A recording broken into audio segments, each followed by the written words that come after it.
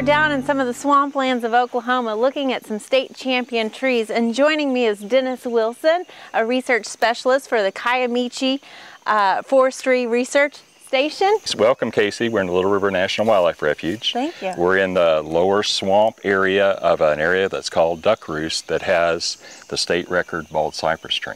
Okay, it's a big one. It is, and we have the swamp water around us. We've still got some muddy soils underneath us, and you can see at the base of it, we have lots of cypress knees. The buttress, they're at 4.5 feet, which is measured from the water, below the water area to 4.5 feet. That tree is 292 inches around in circumference. And the height of that tree is 128 feet, and the crown spread from the widest point is 77 feet. So that ranks right now as far as we've got no lightning damage or any other vector that's going to knock it out, but that's been the sustaining champion for the last 4 or 5 years. And again, a state champion tree is one that gets found, gets identified, gets measured, and numerical ranking ranks it where it is. It's not to say that any given time we may find a tree bigger. Mm-hmm. Or we may lose that tree. Trees are constantly growing, right?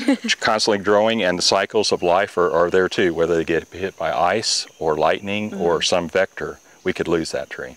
And it's a beautiful tree. I mean, it does have a split leader, but it's beautiful, and we could actually see it. There was a little bit of a clearing as we were walking up, and you could see it towering over some of the other trees. This is a very dominant tree, yes. And the canopy, it dwarfs everything in the canopy as it comes out of this area. This area usually is sustainable in water. The area we're standing right now was underwater in December, and it was also underwater in June. So we had no access to this area at that time because Little River is just we're about 75 yards from Little River, and Little River is the lifeblood and the sustaining of the wetlands that are here in Little River National Wildlife Refuge. Well, it's just a beautiful tree, and you would think we're in Louisiana, but in fact we are in southeastern Oklahoma. Let's go take a look at some more trees. That'd be great, thank you.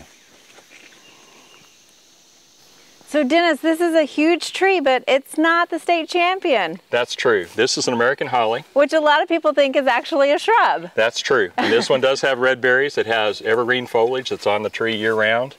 It has this nice light-colored bark.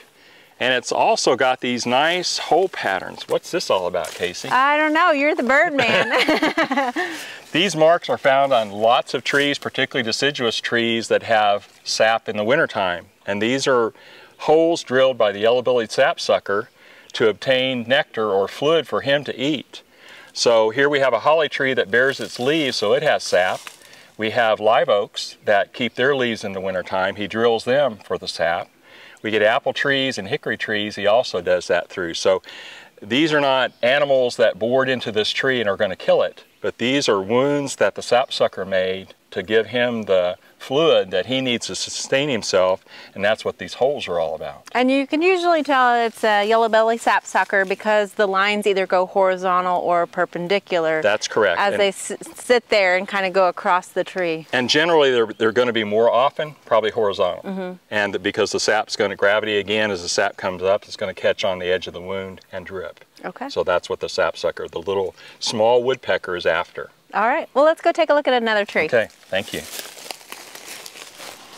Dennis, there's just so much plant life around here and so many diverse trees. You brought us to another state champion. That's correct. This one's the state champion sugar maple, and it's right on the banks of Little River within Little River National Wildlife Refuge. So we're in this particular tree. It's a full 75 inches around at DBH, and that's 4.5 feet up above from the ground. DBH being diameter at breast height. And we're measuring the circumference, so it's 75 inches when we go around this tree. The height of this tree is 85 feet, and the crown spread, the greatest distance that its branches, is 30 feet. So it's a dominant tree, breaks through the canopy above us. It's obtaining lots of sunlight coming down. And like I say, it's on the high bank of the river, so it's sustained lots of water flowing by it over the years. Sugar maples here are kind of unique. We've got all kinds of offspring here on the forest floor, but we don't have a bad enough winter or a severe enough winter to dictate trying to collect sap from this one. Okay. We would likely make sap wine rather than sap syrup. But you probably get some nice fall foliage. It is excellent. The colors here within the area, the sugar maple turns a brilliant orange and then kind of fades to red. The leaves stay on pretty pronounced. It's a tree that it's in and out of the canopy, so here foliage-wise we have roughly the 10th and 11th of November is probably our premier time for tourists to come down and see foliage. And this would be one of the places they could come through and see some good foliage. So if people in Oklahoma think they might have a state champion tree, or they just want more information, where could they go? I think the easiest way to go to is go to the Oklahoma Department of Agriculture website, Forestry Services, and there'll be a champion tree list. When you hit that link, you'll have multiple selections. You can learn how to turn in a tree, what you measure to dictate it, if you want to make a phone call for a person to come out and verify what that tree is. Sometimes we get trees misidentified, and it might be a big tree, but it's not the species they think it is. So those are all ways to help. And once that information's in, it gets punched into a category in that this tree has a value based on those parameters that we looked at, and that gives it a score. And the score is kind of arbitrary, but that tells us that tree's different or bigger than the next tree. And on that website, they can also find a list for the state champion trees that are currently existing. That's correct. It's actually a PDF file. It's a 12-page. I've got a sheet of it here, so it can print down. You can look at some of the pictures of the trees by some of the hosts. It tells you what counties they're in.